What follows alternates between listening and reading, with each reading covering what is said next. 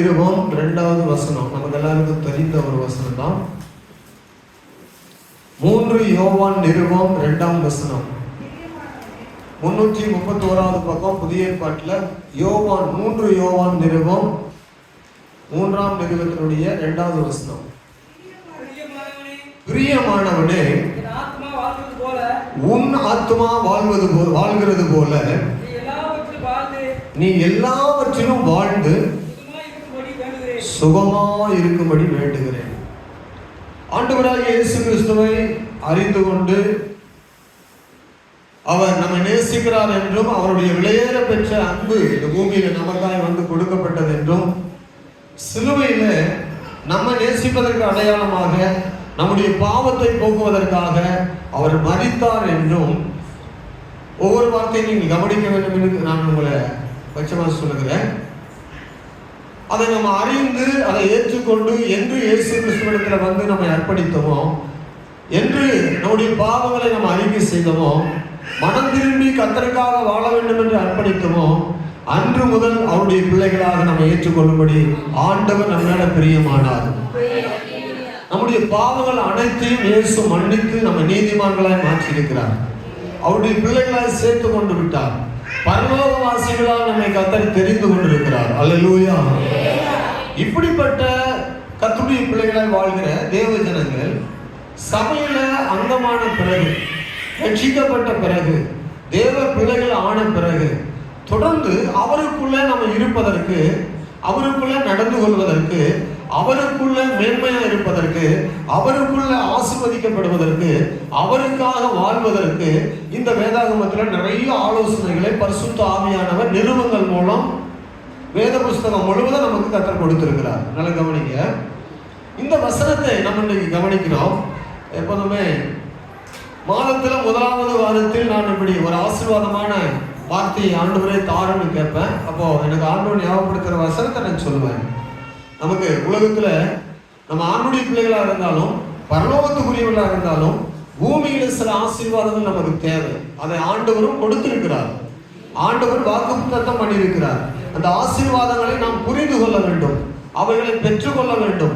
அவைகளை பெற்றுக்கொள்வதற்கு என்ன வழிகள் என்று வேதாகமத்தில் கண்டுபிடிக்க வேண்டும். அப்படி நாடி ஜெபிக்கின்ற போது ஆண்டவர் கொடுக்கிற வார்த்தையை உங்களுக்கு நாம் சொல்வதுண்டு. Praise Lord. இன்றைக்கு அப்படிப்பட்ட வார்த்தையை தான் நம்ம பார்க்கிறோம். மறுபடியும் ஒருவர் வாசிங்க. இதிலிருந்து சில காரியங்களை நீங்க கர்த்தர் நமக்கு உதவியாக ஆவியானவர் நம்ம புரிந்து கொள்ள உதவி செய்வாராங்க. பிரியமானவனே, உன் ஆத்மா வாழ்கிறது போல நீ எல்லாவற்றிலும் வாழ்ந்து சுகமா இருக்கும்படி வேண்டுகிறேன். கவனிங்க, பிரியமானவனே அப்படின்னு ஆரம்பிக்கிறார்.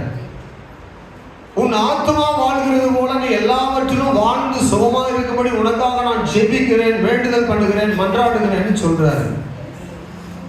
இந்த வசனத்துல ஆரம்பிக்கும் போது அவருக்கு ஒரு பட்டம் கொடுக்கிறார். காயு என்கிற ஒரு தேவ பிள்ளை, ஒரு விசுவாசி. நல்ல கவனிங்க, மிக முக்கியமானது. காயு என்கிற ஒரு விசுவாசி, சபையில முக்கியமான ஒரு விசுவாசி. அவர் ஒரு மூப்பர்னு வைத்துக் கொள்ளுங்களேன். அவருக்கு எழுதும்போது காயு என்கிற ஒரு மனிதன், பிரியமானவனே, உன் ஆத்மா வாழ்கிறது போல நீ எல்லாவற்றிலும் வாழ்ந்து சுகமா இருக்கும்படியாகவே நான் வேண்டுதல் பண்ணுகிறேன்னு சொல்றாரு. பிரியமானவனே சொன்னா அதுக்கு இன்னொரு வார்த்தை நம்ம புரிந்து கொள்ளும்படி சொன்ன என்ன அர்த்தம்னா, அன்புக்குரியவரே, அன்புக்கு உரியவரே. இந்த பிரியமானவனே என்கிற வார்த்தை இந்த சின்ன நிருபத்தில் 14 வசனங்கள் மட்டுமே உள்ள அந்த நிருபத்தில் 3 முறை மறுபடியும் இந்த அன்புக்குரிய பிரியமானவன் சொல்றாரு. இந்த வார்த்தை பாருங்க. 2ஆம் வசனத்தில் சொல்றாரு, மறுபடியும் 5ஆம் வசனத்தில் சொல்றாரு, மறுபடியும் 11ஆம் வசனத்தில் சொல்றாரு. எப்படி சொல்றாரு? பிரியமானவனே, உன் ஆத்மா வாழ்கிறது போல நீ எல்லாவற்றிலும் வாழ்ந்து சுகமா இருக்கும்படி வேண்டுகிறேன்னு சொல்றாரு. அடுத்தது, பிரியமானவனே, நீ சகோதரனுக்கும் அந்நியருக்கும் செய்கிற யாவற்றையும் உண்மையாக செய்கிறான்னு சொல்றாரு. அடுத்து 11ஆம் வசனம், பிரியமானவனே, நீ தீமையானதை பின்பற்றாமல் நன்மையானதை பின்பற்று, நன்மை செய்கிறவன் தேவனால் இருக்கிறான், தீமை செய்கிறவன் தேவனை காணவில்லைன்னு சொல்றாரு. அப்ப பிரியமானவன் சொல்லி மறுபடியும் சொல்றாரு. கவனிங்க, அன்புக்குரியவரே, நீர் ஆத்ம நலத்தோடு இருப்பது போல உடல் நலத்தோடு இருக்கவும் அனைத்தும் இனிதாக நிகழவும் நான் வேண்டுகிறேன். ஒரு மொழிபெயர்ப்பு. இது என்ன மொழிபெயர்ப்பு? இந்த தமிழ் பைபிள் படிக்கும் போது சிலருக்கு புரியாது. அதை இன்னொரு டிரான்ஸ்லேஷன் பண்ணி பொது மொழிபெயர்ப்பில் பார்க்கும்போது இந்த வசனத்தை எப்படி இருக்குது? அன்புக்குரியவரே, நீ ஆத்தும நலத்தோடு இருக்கிறது போல உடல் நலத்தோடு கூட என்ன செய்யணும்? இருக்கவும் அனைத்தும் இனிதே உன் வாழ்க்கையில நடக்கவும் உனக்காக நான் வேண்டுதல் பண்ணுகிறேன்.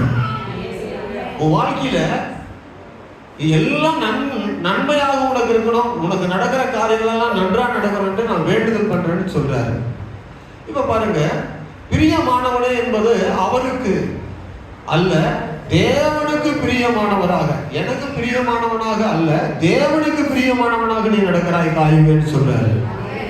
சொல்லுங்க. என் கூட கொஞ்சம் வரணும், நான் சீக்கிரமா முடிப்பேன், கொஞ்சம் என் கூட வரணும். பிரியமானவன் யாருக்கு பிரியமானவன் பார்க்கணும்.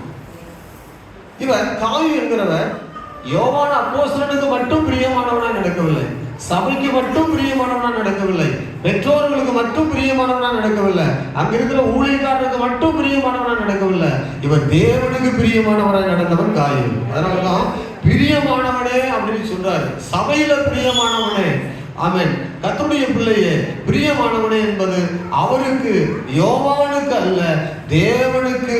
இங்க ஒரு பெரிய தொடர்பு இருக்குது. என்ன தொடர்பு இருக்குது? பிரியமானவனே என்பது பெரிய தொடர்பான ஒரு வார்த்தை. கவனிங்க, பிரியமானவன் கண்டிப்பா வாழ்ந்திருப்பான். யார் ஒருவர் கர்த்தருக்கு பிரியமா இருக்கிறாங்களோ கண்டிப்பா அவங்க நல்லா வாழ்ந்து கொண்டு இருப்பாங்க. அல்லேலூயா. நல்ல தேவனுக்கு பிரியமா நடக்கிறவங்க அவங்க வாழ்க்கை உண்மையாக செழிப்பானதாக மேன்மையானதாக வாழ்வு அவங்க வாழ்க்கையில நன்றா இருக்கும்.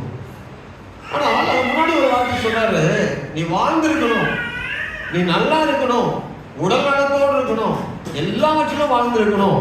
ஆனா எது வாழ்கிறது போல? ஆத்மா வாழ்கிறது போல தான் வாழ்ந்திருக்க முடியும். எது வாழ்கிறது போல? ஆத்மா வாழ்ந்திருக்கணும். முதலாவது இந்த ஆத்மா என்பது நமக்குள்ள இருக்குது. ஆத்மா என்பது என்னது? உள்ளான மனுஷன் சொல்லலாம், இருதயம் சொல்லலாம், ஆவின்னு சொல்லலாம். இது உள்ளான மனுஷன் ஆத்மா. சரிங்களா? இந்த ஆத்மாவை பற்றி ஒவ்வொரு தேவ பிள்ளையும் கண்டிப்பா நம்ம அறிஞ்சிருக்கணும். ஆத்மானா என்ன?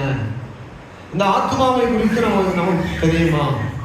மனிதன் படைக்கப்பட்ட நாளிலே அவன் சாவதற்காக படைக்கப்படலை. தேவன் அவனை படைத்த போது எப்படி படைத்தார் என்றால் நித்திய காலமாக வாழணும். எப்படி காலமாக வாழணும்? நித்திய காலம் என்ன? முடிவே இல்லாம எவர்லாஸ்டிங் லைஃப், முடிவே இல்லாத ஒரு வாழ்வு தான் அவனுக்கு இருக்கணும்னு படைத்தார். அதுக்காக தான் அவனை படைக்கும் போது 2ஆம் அதிகாரத்தில் வரும்போது 7ஆம் வசனத்தில் அவனை படைத்த போது ஆண்டவர் விதமாக செய்தார். வாசிங்க, ஆதியாகமம் புஸ்தகம் 2:17 அந்த வசனத்தை வாசிக்கும் போது மிக முக்கியமா அது நமக்கு அந்த வசனம் ஆத்மாவை பற்றி முதல் வருகிற வசனம் அதுதான். அதை நம்ம பார்க்கணும். 2ஆம் அதிகாரம் 7ஆம் வசனம். தேவனாகிய கர்த்தர் பூமியின் மண்ணினாலே உருவாக்கி ஜீவ சுவாசத்தை அவன் நாசியிலே ஊதினார், மனுஷன் ஜீவ ஆத்மாவானான். பாருங்க, ஆண்டவர் மனிதனை பூமியின் மண்ணினாலே படைத்து அவன் நாசியில ஆண்டவர் ஊதுகிறார், ஜீவ சுவாசத்தை ஊதுகிறார். வெறும் காற்று கிடையாது. நல்லா கவனிங்க, என்ன காற்று கிடையாது? நம்ம இழுத்து விடலையா மூச்சு? இந்த சுவாசம் இருக்குல்ல, இது காற்றுல தான் சுவாசிக்கிறோம். இந்த காற்று தான். ஆனா அதுக்குள்ள என்ன இருக்குது? அந்த காற்றுக்குள்ள ஜீவன் இருக்குது. அவர் ஜீவ ஆத்மாவாகும்படி ஜீவ சுவாசத்தை ஊதினார். ஆமென், அல்லேலூயா. ஜீவ சுவாசத்தை ஊதினார். என்ன சுவாசம் அது? இப்போ வெறும் காற்றா இருந்தா ஒரு மனுஷன் செத்து போன உடனே, நல்லா நீங்க புரிந்து கொள்ளுங்க, வெறும் காற்றா இருந்தா ஒரு மனுஷன் மரிக்கிறான்னு வைத்துக் கொள்ளுங்கள, மரித்து போகும்போது என்ன நடக்கும்? ஒரு மனிதன், கவனிங்க, படைக்கப்பட்ட ஒரு மனிதன் அவன் சாதாரணமான அவனுக்குள்ள ஒரு காற்று தான் சுவாசமா இருக்குது, நாசிக்கும் நுரையீரலுக்கும் போகுது அப்படின்னு வைத்துக் கொள்ளுங்க. அவன் சாதாரணமான ஒரு காற்றை தான் பெற்றிருப்பான்னு சொன்னாலும் கவனிக்கணும். அவன் அந்த காற்று நின்ற உடனே மரித்து போகிறான். மரித்து போன உடனே சுவாசம் தானே, காற்று தானே, மறுபடியும் ஒரு மூக்கை வச்சு அடைச்சிட்டு, வால் காதெல்லாம் வச்சு அடைச்சிட்டு, ஒரு மூக்கில் ஒரு பம்பு வச்சு நல்லா காற்று ஏர் போற மாதிரி நல்லா 4 முறை அடிச்சா என்ன செய்யணும்? உள்ள போயிட்டு நுரையீரல் பம்பாகி அது என்ன செய்யும்? உடனே அது வேலை செய்ய ஆரம்பிச்சிடும். உடனே சுவாசம் மூக்கு வழியாக மறுபடியும் வந்து போக ஆரம்பிச்சிடும். வெறும் காற்று மட்டும் இருந்தால் அப்படி அவன் மறுபடியும் உண்டாக்கிடலாம். ஆனால் நமக்கு கொடுத்தது என்ன சுவாசம்? ஆண்டவர் ஜீவ சுவாசம். அந்த வசனத்தை நல்லா பாருங்க. அவனுக்குள்ள என்ன சுவாசத்தை ஊதினார்? ஜீவ சுவாசத்தை அவன் நாசியிலே ஊதினார். அவன் என்ன பண்ணான்? அவன் ஆத்மாவாக அல்ல, சாதாரணமான மனிதனாக அல்ல, ஜீவாத்மாவானான். நிறைய இந்து மக்கள் பயன்படுத்துற ஒரு வேர்டு என்னன்னா, ஜீவாத்மாங்கிற வார்த்தையை பயன்படுத்துவாங்க.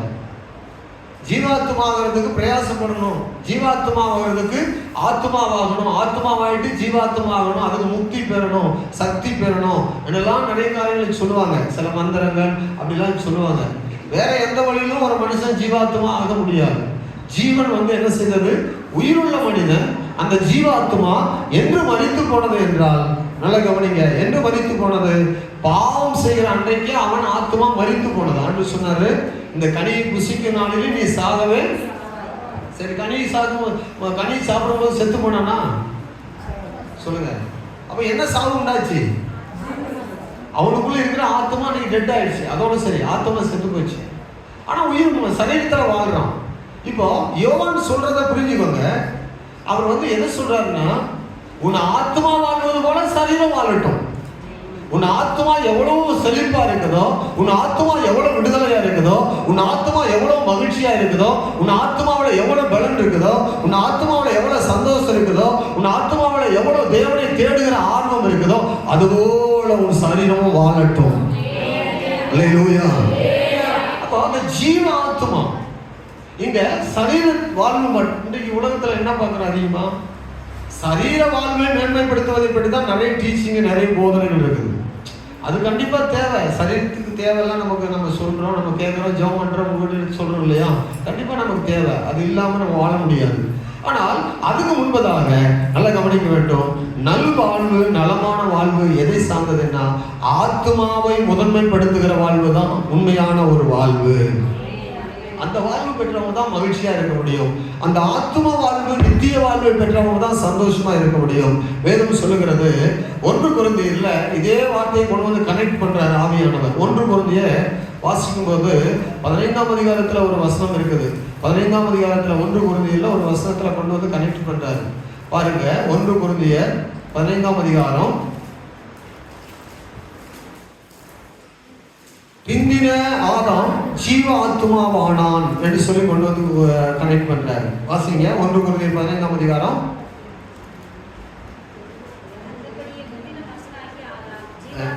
வசனம் 45. வாசிங்க, 1:15-45. 1 கொரிந்தியர் 15:45.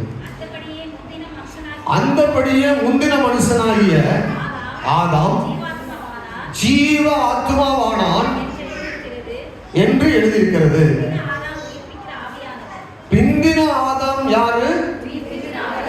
உயிர்ப்பிக்கிற ஆவியானவர். இந்த ஆத்மாவை யார் உயிர்ப்பிக்க முடியும்னா, ஆவியானவர் தான் செத்து போன ஆத்மாவை உயிர்ப்பிக்க முடியும். அதனாலதான் பரிசுத்த ஆவியை பெற்றுக்கொள்ளுங்க, பரிசுத்த ஆவியில ஜெபம் பண்ணுங்க, பரிசுத்த ஆவி உடத்துல வரும்போது ஆத்மாவில் பலனடைவீர்கள். அதனாலதான் பரிசுத்த ஆவியில ஆவியானவர் தான் இந்த ஆத்மாவை உயிரடைய செய்வார். அங்க வாசிக்கும் போது ரோமர் புஸ்தகத்துல 8ஆம் அதிகாரத்துல அந்தபடி உயிர்த்தெழுதலை பற்றி ஆண்டவர் இயேசுவை பற்றி சொல்லும் போது, நான் வசனத்துக்குள்ள அப்படின்னு சொல்லிட்டு இருக்கிறேன். 8ஆம் அதிகாரம் வரும்போது, கிறிஸ்துவை எழுப்பினவர் உங்களில் இருக்கிற ஆவியினால, தம்முடைய ஆவியினால உங்களையும் எழுப்புவான்னு சொல்லி எழுதியிருக்கிறது. வாசிக்கிறோம். ஆமென். 8ஆம் அதிகாரம் ரோமர் புஸ்தகத்துல 11ஆம் வசனம். அன்றியும் இயேசுவை மரித்தோரிலிருந்து எழுப்பினுடைய ஆவி உங்களில் வாசமாய் இருந்தால், கிறிஸ்துவை மரித்தோரிலிருந்து எழுப்பினவர் உங்களில் வாசமாய் இருக்கிற தம்முடைய ஆவியினாலே சாவுக்கு ஏதுவான உங்கள் சரீரங்களை உயிர்ப்பிப்பார். பரிசுத்த ஆவியானவர் உங்களை உயிர்ப்பிப்பார். இயேசுவை உயிர்ப்பித்தவர் ஆவியானவர். ஆமென். இயேசுவை ஜீவனுள்ளதாய் மாற்றினவர் ஆவியானவர். கிறிஸ்துவை எழுப்பினவர் ஆவியானவர். ஏன்னா மாம்ச சரீரத்துல மரித்து போன அத்தனை பேருக்கும் ஒரே என்னதுதான் பார்முலா தான். இயேசுவை மரணத்துல உண்டான போது ஆவியானவர் அவரை எழுப்பினார். அல்லேலூயா. அதுபோல அவர் நான் மரிப்பேன் உயிரோடு கூட எழுவேன்னு சொன்னார். அதுபோல நம்ம எழுப்புகிறவர் ஆவியானவர். இப்போ இந்த ஆசீர்வாதத்துக்கும் ஆத்மாவுக்கும் ஒரு கனெக்ட் இருக்குது. ஆசீர்வாதத்துக்கும் ஆத்மாவுக்கும் என்ன இருக்குது? நீ பைபிள்ல பார்த்தீங்கன்னா கனெக்ஷன் இருக்கும். சில உங்களுக்கு புரியாத மாதிரி இருக்கும், கொஞ்சம் சொல்லிட்டே வரேன், உங்களுக்கு புரியும். இது கொஞ்சம் டீப்பான சப்ஜெக்ட். இதை எப்படி புரிஞ்சு கொள்ளன்னு தெரியல, எனக்கு ஆண்டு சொன்னதுனால நான் சொல்லியிருக்கேன். நல்லா கவனிங்க. நல்ல சொல்லுங்க பார்ப்போம். சத்தமா சொல்லுங்க. முன்னாள் உள்ளவங்க கேட்டா புரியுற அளவுக்கு என் கூட வந்து அப்படியே சொல்லிட்டே வாங்க. வாசிக்கிறோம். இப்போ கொஞ்சம் கனெக்ட் பண்ணி பார்ப்போம் வசனத்தை. ஆத்மாவுக்கும் ஆசீர்வாதங்களுக்கும் தொடர்பு இருக்கு. ஆத்மாவுக்கும் ஆசீர்வாதங்களுக்கும் என்ன இருக்குது? கவனிங்க. சிலர் ஆவிக்குரிய காரியங்களை ஆத்மாவுக்குரிய காரியங்களை சொன்னா சிலர் வந்து அதை ஏற்றுக்கொள்ள மாட்டேன்றாங்க. சிலருக்கு புரியாம இருக்கு. நல்லா கவனிங்க. உபவாசமா வைக்கிறோம், வாங்க ஜெபம் பண்ணுவோம், கர்த்தர் ஆசீர்வதிப்பாரு விடுவிப்பான்னு சொல்றோம். ஆனால் எத்தனை பேர் ஜெபத்துக்கு வராமோ அத்தனை பேர் மட்டும்தான் ஆத்மாவோட உயிரோடு கூட இருக்கிறோம். அப்படி ஆத்மாவுல உயிர் இல்லாதவர்கள் அல்லது ஆவிக்குரியவர்களா இல்லாதவர்கள் அவர்கள் என்னவா இருக்கிறாங்கன்னா, அப்போஸ்தலன் பவுல் இவங்களுக்கு பேர் கொடுக்குறாரு. இவங்க ஆத்மா வாழ்வு இல்லாததுனால அவங்க என்னவா இருக்கிறாங்கன்னா, சபைக்குள்ள இருக்கிறாங்க. 1 கொரிந்தியர் 2ஆம் அதிகாரம் 14-15 வசனத்துக்கு இவங்க வேற ஒரு பேர் கொடுக்குறாரு. அதையும் சொல்லிட்டு கீழே போவோம். அதையும் நம்ம பார்த்துருவோம். 1 கொரிந்தியர் 2ஆம் அதிகாரம் 14-15. நல்ல கவனிங்க. ஜென்ம சுபாவமான மனுஷனோ தேவனுடைய ஆவிக்கு உரியவைகளை ஏற்றுக்கொள்ளான். நல்ல கவனிங்க. ஜென்ம சுபாவம், இந்த வார்த்தை எத்தனை பேருக்கு புரியுது? ஜென்ம சுபாவம்னா என்னங்க? ஜென்ம சுபாவம் மனுஷன் ஆவிக்குரியவங்களை ஏற்றுக்கொள்ள மாட்டான். சபைக்குள்ள இருப்பாங்க, விசுவாசிகள்னு சொல்லுவாங்க, ஆனா அவங்க ஆவிக்குரிய காரியங்களை ஏற்றுக்கொள்ள மாட்டாங்க. அல்லேலூயா. பக்கத்துல உள்ளவங்களை தட்டி விட்டு ஒரு அல்லேலூயா சொல்லுங்க பார்ப்போம். நல்ல சத்தமாய் சொல்லுங்க. சத்தமே இன்னைக்கு வரல, ரொம்ப குறைஞ்சிருச்சு, என்னன்னு தெரியல. கவனிங்க. இந்த ஜென்ம சுபாவம் உள்ளவங்க ஆவிக்குரிய காரியங்களை ஏற்றுக்கொள்ள மாட்டாங்க, சபையில இருப்பாங்க. இவங்க ஆத்மீக மீட்பு ஆத்மீக பலன் அடையாதனால வேத வசனங்களுக்கு இவங்களுக்கு வந்து புரியாததா இருக்கும். ஜென்ம சுபாவம்னா என்னது சொல்லுங்க? ஜென்ம சுபாவமான மனிதன் ஆவிக்குரியவர்களை ஏற்றுக்கொள்ள மாட்டான். ஆனா இங்க ஆவியானவர் வந்து தான் ஆத்மாவை மீட்பிப்பார். ஆத்மா வாழ்கிறது போல தான் மற்ற சரீர பிரகாரமான வாழ்க்கை இருக்கும். அல்லேலூயா. அப்ப ஜென்ம சுபாவம்னா நேச்சுரல், இங்கிலீஷ் பைபிள்ல வச்சீங்கன்னா நேச்சுரல் மேன், சரிங்களா? இயல்பான மனிதன். இயல்பு மனிதன் அவன் ஆவிக்குரிய காரியங்களை ஆவியானவரோடு கூட இணைத்து பார்க்கிறபடினால அவன் ஆவிக்குரிய காரியங்களை ஏற்றுக்கொள்கிறான். ஆனா ஜென்ம சுபாவம் உள்ளவன் ஜென்ம சுபாவத்திலே வாழ்ந்து அந்த இயல்பான மனிதனாகவே வாழ்கிறவன் ஆவிக்குரிய காரியங்களை ஏற்றுக்கொள்ள மாட்டான். இவங்க ஜெபம் பண்ண முடியாது. இவங்க மாம்சத்திலே யோசிப்பாங்க, எல்லாம் மாம்சத்திலே ஓடுவாங்க. அல்லேலூயா. மாம்சம் வந்து அழிவு, மாம்ச சிந்தை மரணம், மாம்சம் ஒன்றுக்கும் உதவாது. மாம்சத்தை பேணுகிறது எல்லாமே ஒரு நாள் அழிவுக்குள்ள போகும். வயநாடு தெரியுமா? இப்போ வயநாடு தெரியுமா? ஏன் இதெல்லாம் நடக்குது தெரியுமா? அது நடக்கும்போது அதை பார்த்தாலும் நான் எவ்வளவு புரியும், நிறைய பேருக்கு புரிய மாட்டேங்குது. என்ன ஒரு காரிய சம்பவம் நடக்குன்னா அது நிறைய பாடங்கள் நமக்கு இருக்கும், அதை புரிந்து கொள்ளணும். சேர்த்து வைத்த சொத்துக்கள்லாம் அவங்களுக்கு ஏதாவது அனுபவிக்க முடிஞ்சா? கொஞ்ச நாள் இதை அனுபவிச்சிருக்காங்க. கட்டணம் வீட்டுக்குள்ளே குடியிருக்க முடியல. சேர்த்து வைத்த பணங்களும் பொருளும் ஒண்ணுமே அவங்களால என்ன செய்ய முடியல. ஒரு சின்ன நிலநடுக்கம் வந்து அப்படியே அடிச்சு கொண்டு போச்சு. வானமும் பூமியும் ஒரு நாள் வானம் சுருட்டப்படும், பூமி வெந்து அழிந்து எல்லாம் சாம்பலாக போகுது. அன்றைக்கு நீங்கள் சேர்த்து வைத்த பொருளை நீங்க என்ன செய்ய போறீங்க? ஐயா ஜோன்ஸ் தான் அடிக்கடி சொல்லுவாரு, ஒரு பெரிய செல்வவான் இருக்கிறவன் பார்த்து ஏழ்மையா இருக்கிறவன் பொறாமைப்படுவான். ஏழ்மையான மக்கள் வந்து செல்வவான்களை பார்த்து பொறாமைப்படக்கூடாது. செல்வவான்கள் யாரும் செல்வத்தை சேர்த்து ஒரு மனிதன் வந்து பெட்டியில போட்டு பூட்டி வச்சாலும் என் செல்வம் இங்க தான் இருக்கும்போது இங்க தான் இருக்குது நம்ம சொன்னாலும் சாகும் போது அதை எடுத்துக்கொண்டு அவனால் போக முடியாது, அது அவனால முடியாது. அல்லேலூயா. இன்னொரு காரியம், செல்வவான்கள் கவனிங்க, செல்வவான்கள் எவ்வளவு செல்வத்தை கொடுத்தாலும் ரட்சிப்பை பெற முடியாது. ரட்சிப்பு விலை கொடுத்து வாங்கக்கூடியது அல்ல, இயேசு இலவசமாய் கொடுக்கக்கூடிய ஒன்று. ஆண்டவரை விசுவாசித்தால் மட்டும்தான் கிடைக்கும் அது. ஆமென். அப்போ இந்த ஆத்ம வாழ்வுக்கு முக்கியத்துவம் கொடுக்கும்படியாக தான் வேதம் சொல்லுகிறது. மற்றதெல்லாம் அனு சொன்னாரு, முதலாவது என்னை தேடு, உன் ஆத்மாவுடைய காரியங்களை தேடு, மீதெல்லாம் நான் உங்களுக்கு கூட கொடுப்பேன். அல்லேலூயா. இப்போ கவனிங்க, இப்போ எது பெரியது? கவனிங்க, எது பெரியது? ஆத்மா பெருசா, ஆசீர்வாதம் பெருசா? ஆத்மா தான் பெருசு அப்படின்னு உண்மையை சொல்றீங்களா? அப்படின்னா 6 நாள் வேலைக்கு போறதால எத்தனை நாள் லீவ் போட்டு சர்ச்சுக்குள்ள இருக்கணும்? 6 நாள் சர்ச்சுக்குள்ள இருக்கணும், ஒரு நாள் தான் வேலைக்கு போகணும். அப்படிதானே? இப்போ நீங்க தான் சொல்றீங்க, நான் சொல்லல. ஆத்மா வாழ்வு பெருசு. புரிஞ்சிருச்சு, புரியாம கிடையாது. புரிஞ்சிச்சா? புரியுதா இல்லையா? புரிஞ்சிச்சு. அப்போ எத்தனை நாள் ஆண்டவர் தேடணும்? எல்லா நாளும் தேடணும்.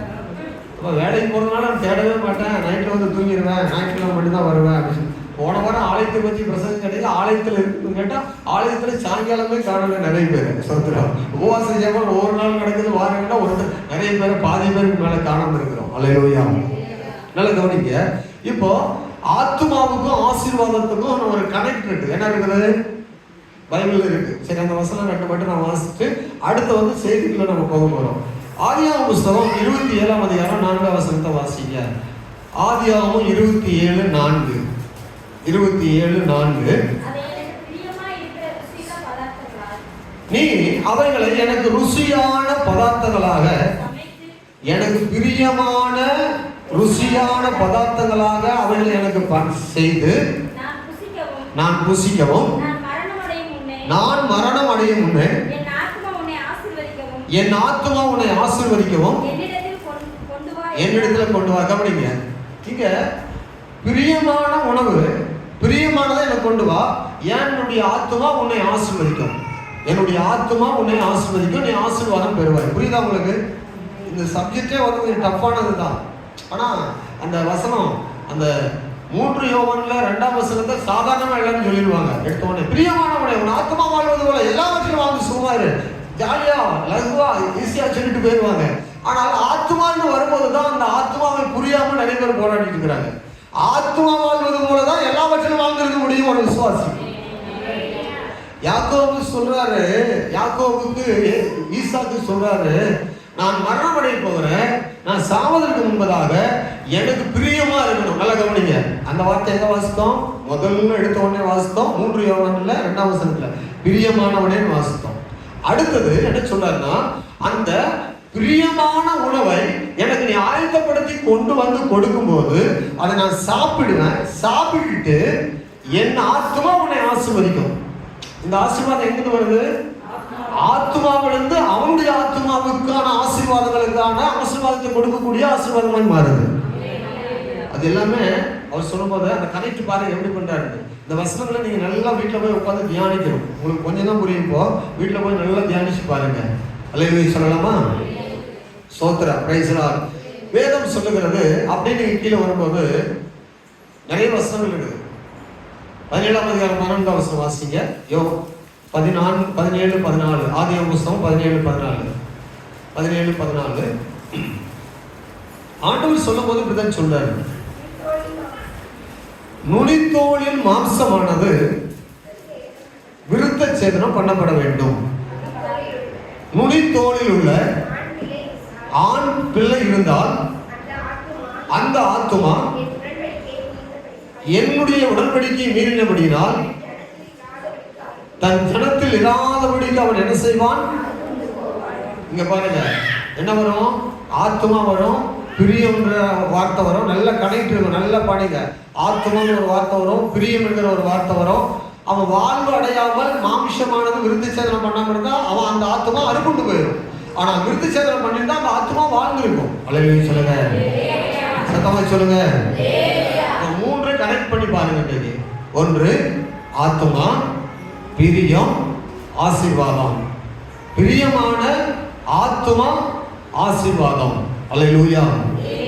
ஒரு தேவ பிள்ளை தேவனுக்கு பிரியமா இருந்தா, அவன் ஆத்துமா வாழ்ந்திருந்தா, தேவன் அவனை இயல்பாகவே கேட்காமலே ஆசீர்வதிச்சிருவாரு. ஆமென். எதெல்லாம் ஆசீர்வதிப்பாரு? அதான் சொல்லுது, எல்லாவற்றிலும் ஆசீர்வதிப்பாரு. சுகம் வேண்டுமா, பொருளாதாரம் வேண்டுமா, சமாதானம் வேண்டுமா, விடுதலை வேண்டுமா, ரட்சிப்பு வேண்டுமா, எல்லாவற்றிலுமே கர்த்தர் ஆசீர்வதிப்பார். எத்தனை பேர் விசுவாசிக்கிறீங்க?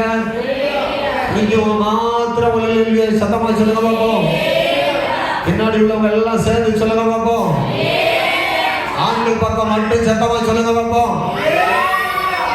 உங்கள் பக்கத்துல இவ்வளவு சத்தம் வருது, நீங்க அடக்கி வச்சிருக்கீங்க, என்ன காரணம்? முழு பலத்தோடு கர்த்தரை ஆராதிக்க வேண்டாமா? ஆமென். இப்போ கீழே இன்னொரு வசனத்தை சொல்லு. 27ஆம் அதிகாரத்துல கவனிங்க. நான் சொல்லும்போது ஆபிரகாம் இடத்துல நுனித்தோலின் மாம்சம் விருத்த சேதனம் பண்ணப்படாமல் இருந்தால் அந்த ஆத்மா மேல அவன் மேல நான் பிரியமா இருக்க மாட்டேன். அவன் மேல நான் பிரியமா இல்லாத போனா அவன் ஆத்மா ஜனத்திலிருந்து அறுப்புண்டு போகும். அந்த ஆத்மா என்ன செய்யாது? வாழாது. அந்த ஆத்மா என்ன செய்யாது? வாழாது. இப்ப கவனிங்க, எந்த ஒரு தேவ பிள்ளையினுடைய ஆத்மாவுக்காக பிரயாசப்படலையோ, எந்த ஒரு தேவ பிள்ளை ஆத்மா வாழ்க்கையை விரும்பலையோ, அவன் மேல தேவன் பிரியமா இருக்க மாட்டாங்க. சொல்லுங்கள, எனக்கு நேரமே கிடைக்கலையா, வேலைக்கு நான் ஓடுறையா. நான் என்ன சொன்னா, உங்களை எல்லாரும் விட நான் வேலைக்கு முக்கியத்துவம் கொடுக்குறேன். நல்லா கவனிங்க, ரொம்ப பிஸியா இருப்பேன். காலையில 4 மணிக்கு கடைக்கு போனா இரவு 11 மணி ஆகும்.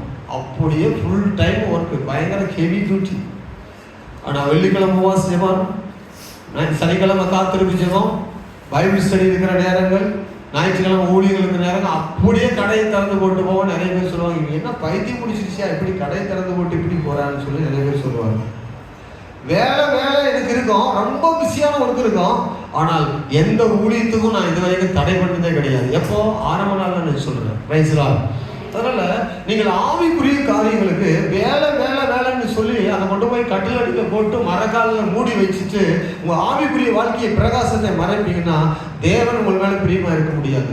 தேவன் எப்பொழுது பிரியமா இருப்பார்னா, நீங்கள் தேவனுடைய வார்த்தைக்கு கீழ்ப்படிந்து விருத்த சேதனம் பண்ணிக்கின்ற போது, விருத்த சேதனம்னா ஆவிக்குரிய விருத்த சேதனம் இப்போ உள்ளவங்களுக்கு ஸ்தோத்திரம். அந்த ஆவிக்குரிய காரியங்களை கீழ்ப்படி நடக்கும்போது ஆண்டுடைய பிரியம் உங்கள் மேலே வரும். ஆமென் சொல்லுங்களேன். ஆண்டவர் உங்க கூட இருப்பார், உங்களோட கூட இருந்து நடத்துவார், உங்களுக்கு ஆசீர்வாதம் உண்டாகும். ஆமென் சொல்லுங்க. எனக்கு ஒரு தெரியும், நல்லா கவனிங்க. 27ஆம் அதிகாரத்துல 19ஆம் வசனம் வாசிங்க. ஆதியாகமம் புத்தகம் 27. இந்த ஆத்துமாவுக்கும் ஆசீர்வாதத்துக்கும் பிரியத்துக்கும் கனெக்ட் பண்ணுகிற வார்த்தை இன்னும் 2-3 வசனங்களை சொல்லிட்டு நான் கீழே வர்றேன். அப்பொழுது யாக்கோபு தன் தகப்பனை நோக்கி, நான் உமது மூத்த மகனாகிய ஏசா, நீர் எனக்கு சொன்னபடியே செய்தேன். உம்முடைய ஆத்துமா என்னை ஆசீர்வதிக்கும்படி நீ எழுந்து உட்கார்ந்து நான் வேட்டையாடி கொண்டு வந்ததை என்ன செய்யும் என்றால் ஏசா கேட்டது என்ன? எனக்கு பிரியமான உணவாக கொண்டு வந்தேன். இவர் சொன்னாரு, நான் பிரியமான உணவாக கொண்டு வந்தேன். சாப்பிட்டுட்டு எதை ஆசீர்வதிக்கணும்னு சொன்னாரு? நீர் ஆசீர்வதின்னு சொல்லல, உன்னுடைய ஆத்துமா என்னை ஆசீர்வதிக்கட்டும்.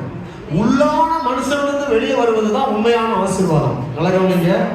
வாயில வார்த்தையினால் வருகிறது உண்மையான ஆசீர்வாதம் கிடையாது. காற்று ஃபுல்லா நினைச்சணும். ஒரு தேவ பிள்ளையை மனதார நம்ம நினைக்கிற பாருங்க, நினைக்கின்ற போது அவளுக்கு அந்த ஆசீர்வாதம் வரும். அல்லேலூயா. 27ஆம் அதிகாரத்துல 25ஆம் வசனம் 31ஆம் வசனம் 2 கூட வாசிக்கல. அதே அதற்கு அவன், அப்பொழுது அவன், என் குமாரனே, நீ வேட்டையாடி கொண்டு வந்ததை நான் புசித்து, மறுபடியும் சொன்னாரு, என் ஆத்மா உன்னை ஆசீர்வதிக்கும்படி அதை என் கிட்டே கொண்டு வா என்றான். அதை அவன் கிட்டே கொண்டு போன போது அவன் புசித்தான். பாருங்க, அந்த என் ஆத்மா உன்னை ஆசீர்வதிக்கும்படி அதை கொண்டு வான்னு சொல்றான். அவன் பிரியமான உணவு வந்துருச்சு, புசிக்கணும். புசித்த உடனே என்ன கிடைக்கும்? ஆத்மா ஆசீர்வதிக்கும். என்ன ஆசீர்வதிக்கப்பட போகுது? ஆத்மா வாழ்வு ஆசீர்வதிக்கப்படுது. நீடிய வாழ்வு கிடைக்க போகுது. ரட்சிப்புடைய அலங்காரம் அவன் தலையில் இறங்க போகுது. 31ஆம் வசனம் மறுபடியும் வாசிக்கும் போது, யாரு? ஏசாவும் ருசியுள்ள பதார்த்தங்களை பிரியமாக சமைத்து தன் தகப்பனுக்கு கொண்டு வந்து, தகப்பனை நோக்கி, உம்முடைய ஆத்துமா என்னை ஆசீர்வதிக்கும்படி என் தகப்பனார் எழுந்திருந்து உம்முடைய குமாரனாகிய நான் வேட்டையாடி கொண்டு வந்ததை புசிப்பாராக என்றான். பாருங்க, அங்கே சொன்னாரு ஆத்துமா ஆசீர்வதிக்கும்படின்னு சொல்றாரு. இதில் அப்படியே வீட்டில் போயிட்டு நல்லா தியானம் பண்ணுங்க கொஞ்ச நேரம். ஆவியானவரே உங்களுக்கு சொல்லிக் கொடுக்கணும்னு கேளுங்க. அப்போ ஆத்தும ஆசீர்வாதம். என்ன ஆசீர்வாதம்? ஆத்தும ஆசீர்வாதம். எனக்கு ஒரு நபரை தெரியும், நல்லா கவனிங்க. முதலாவது பிரியம். முதலாவது என்னது? நல்லா கவனிக்கணும். முதலாவது என்னது? தேவன் நம்ம மேல பிரியமா இருக்கணும். தேவன் நம்ம மேல என்னவா இருக்கணும்? பிரியமா இருக்கணும். தேவன் நம்ம மேல பிரியமா இருந்தா நம்ம கூட இருப்பார், நமக்கு எல்லா ஆசீர்வாதங்களையும் தருவார்.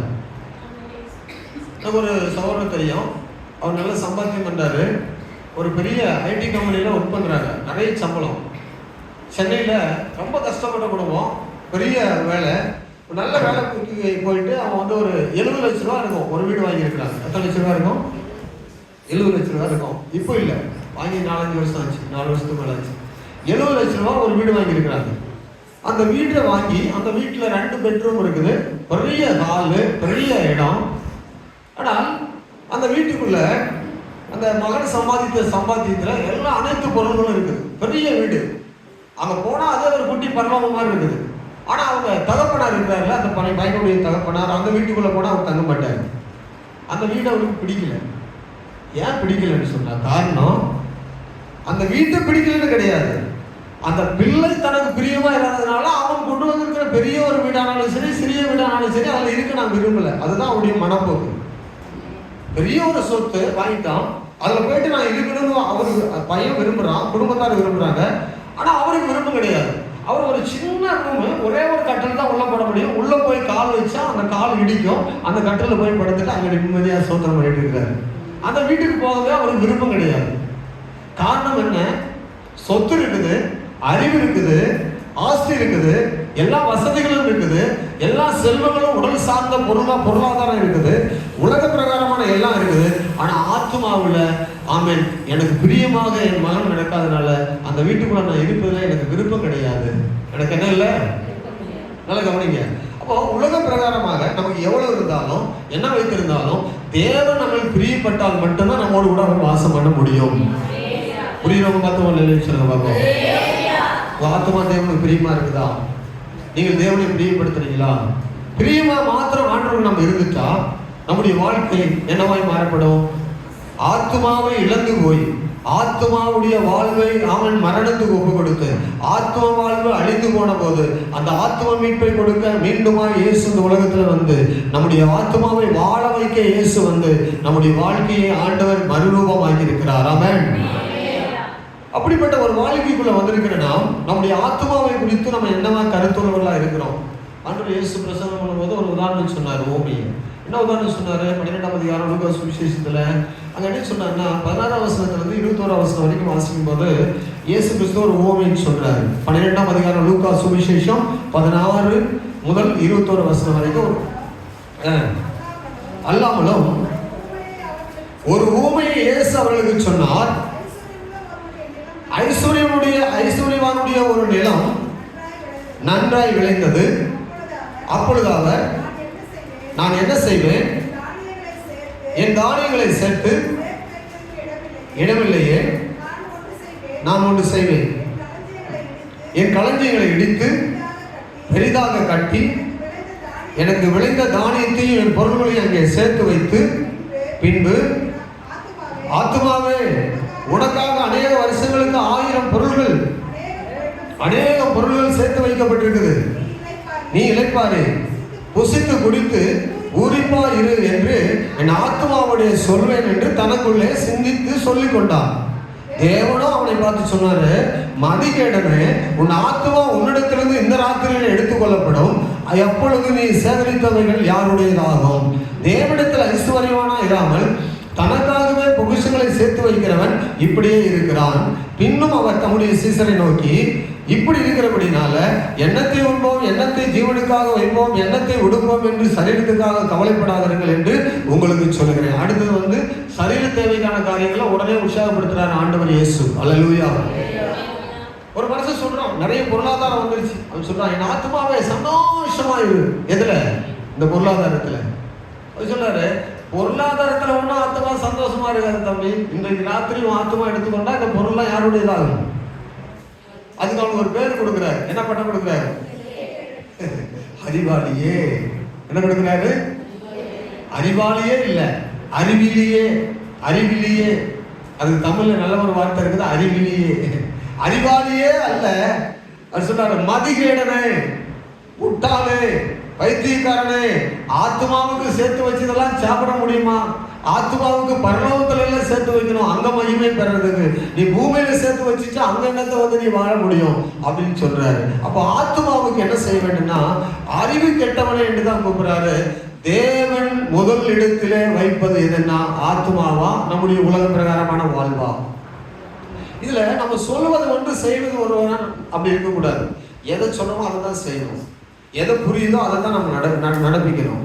இங்க ஆண்டவர் வைக்கிறது ஆத்ம வாழ்வுக்கு முக்கியத்துவம் கொடுக்கிறாரா, சரீர பிரதானம் உடல் சார்ந்த பொருளாதாரத்துக்கு உலகத்துல முக்கியத்துவம் கொடுக்கிறாரா ஆண்டவர்? சொல்லுங்க.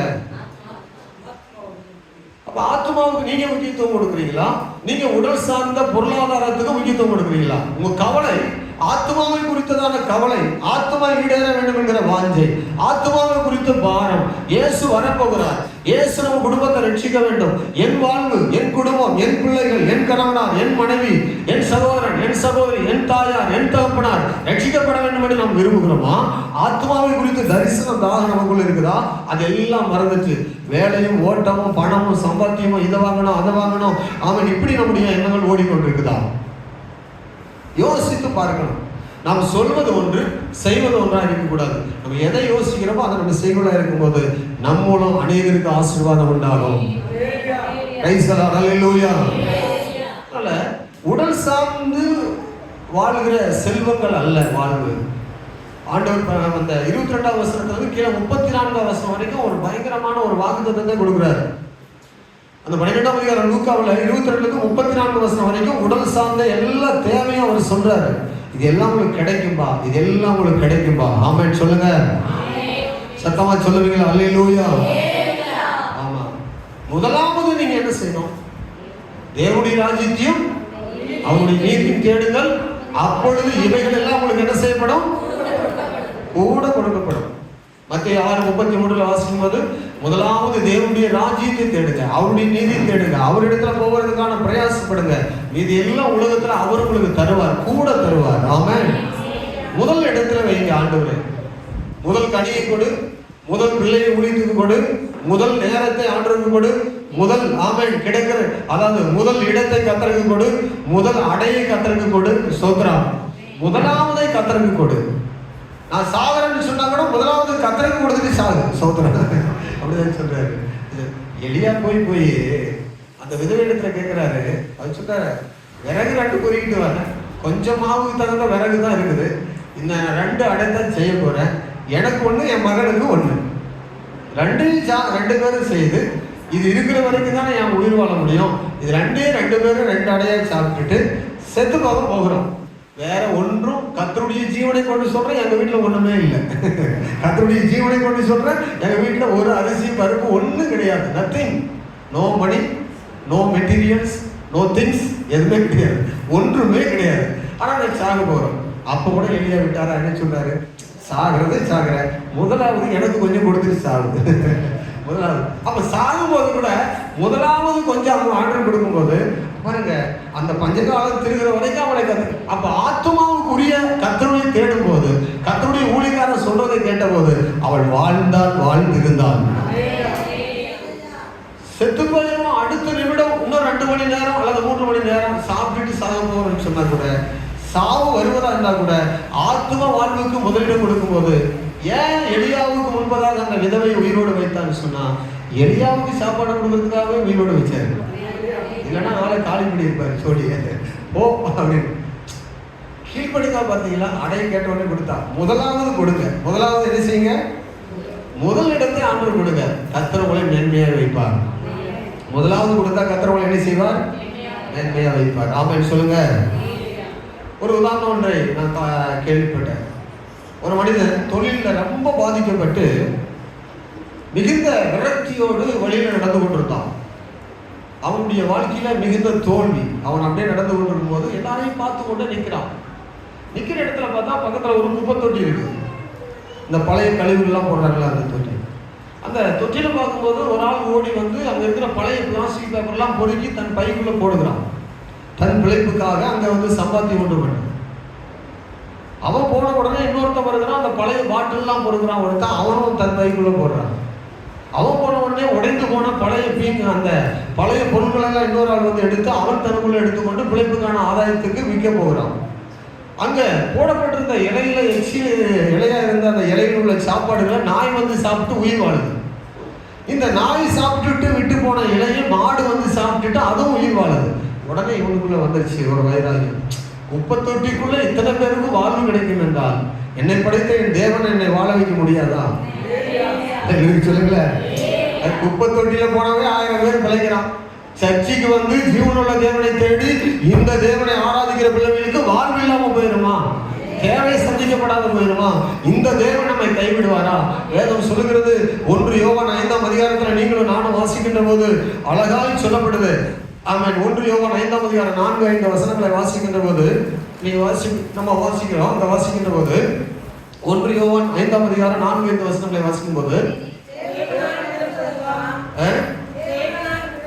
தேவனால் பிறப்பதெல்லாம் உலகத்தை ஜெயிக்கும். நம்முடைய விசுவாசமே உலகத்தை ஜெயிக்கிற ஜெயம். இயேசுவானவர் ஆமென் தம்முடைய குமாரனுக்கு ஆமென் தேவனுடைய குமாரனை விசுவாசிக்கிறவன் ஆமென் அவனை இல்லாமல் யார் உலகத்தை ஜெயிக்கிறவன்? நம்ம ஆண்டவரை விசுவாசிக்கிறோம். இந்த உலகத்தில் இருக்கிற அத்தனையும் நம்ம ஜெயம் எடுப்போம். சொல்லுங்க அல்லேலூயா.